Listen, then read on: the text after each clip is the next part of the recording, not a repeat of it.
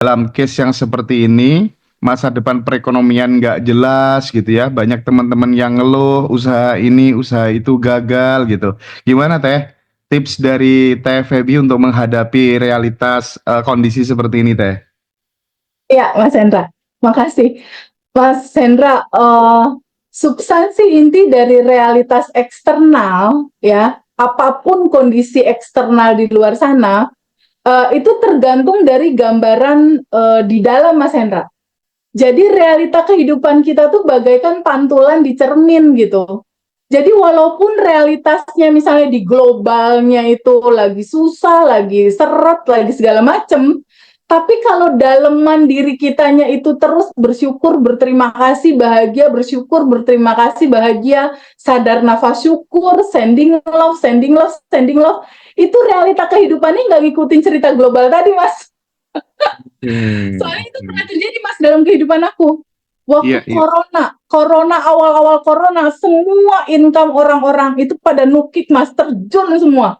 Pemasukan turun, semuanya turun.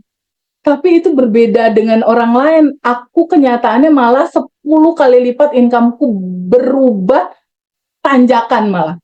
Jadi di corona waktu itu, dari sepanjang tahun perjalanan aku, justru incomeku naik pada saat corona gitu. Karena aku nggak melihat itu sebagai sebuah bencana gitu, sebagai sebuah ketakutan, kebingungan. Aku nggak ngelihat kayak gitu di momen corona itu. Aku melihat bahwa keadaan apapun di luar sana itu bentuk cinta dari manifestasinya keberadaan Allah. Jadi ketika gambaran daleman kita isinya penuh syukur, pikiran kita isinya segala sesuatu merupakan cerminan dari cinta tanpa batas, outside-nya akan jadi berbeda dengan kebanyakan orang, gitu loh Mas Hendra. Jadi kuncinya adalah mau realitas seperti apapun di luar sana, yang paling penting bagaimana kita memberikan makna terhadap apa yang terjadi di luar, gitu. Ketika di Abundant Revolution itu diterangkan bahwa sejatinya kamu itu adalah percikan ruhnya yang sudah tanpa batas dan berkelimpahan, teman-teman fokus saja di titik yang tanpa batas dan berkelimpahan itu. Di titik itu kita bersyukur, berterima kasih, bersyukur, berterima kasih. Mau realitas kebanyakan dunia seperti apa, negara kita kayak apa, itu nggak akan ngaruh, Mas. Kitanya tetap akan mencerminkan sesuai dalaman kita. Kayak gitu, Mas Hendra. Iya, Dan iya. itu udah terjadi sama aku dalam praktek. Ya, balik lagi bahwa tidak penting ya realitasnya seperti apa, yang terpenting adalah respon kita terhadap realitas tersebut gitu ya Teh ya. Respon kita dan bagaimana kita memaknai sebuah kejadian itu. Gitu, Mas Hendra. Oke, Teh, ketika kemudian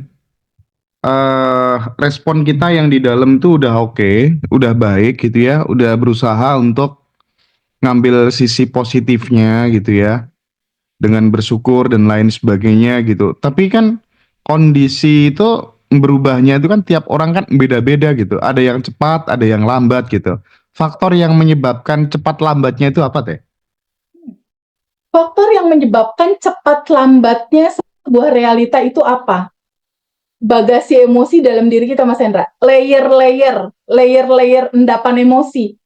Semakin kita rajin, jadi satu hal yang paling penting sebenarnya untuk merubah nasib, itu adalah sering-sering menerima semua sajian semesta, terima dia apa adanya, lalu izinkan sebuah peristiwa itu nggak kita pegangin, sedihnya kita pegangin, marahnya kita pegangin, izinkan untuk dirasakan penuh sama kita, dan izinkan kita lepas semua itu ke dalam pusaran samudra energi tanpa batas, cinta tanpa batas. Lepasin itu.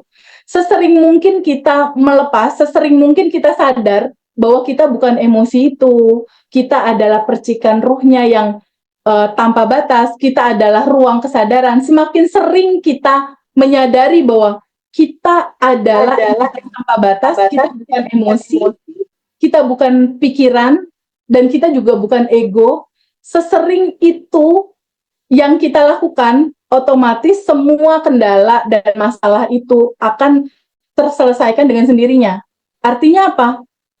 kuncinya adalah di menyadari dan menerima sepenuhnya kenyataan kehidupan kita seperti apa, dan sadari bahwa kamu bukan kesulitan itu, kamu bukan emosi itu, kamu adalah ruang kesadaran.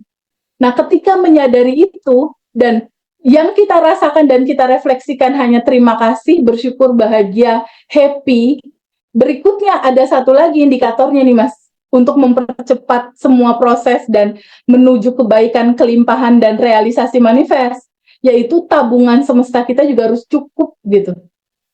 Jadi indikatornya itu sering-sering menerima dan melepas emosi. Yang kedua adalah stay di rasa berlimpah dan rasa bersyukur yang besar. Yang ketiga, tabungan semesta harus cukup.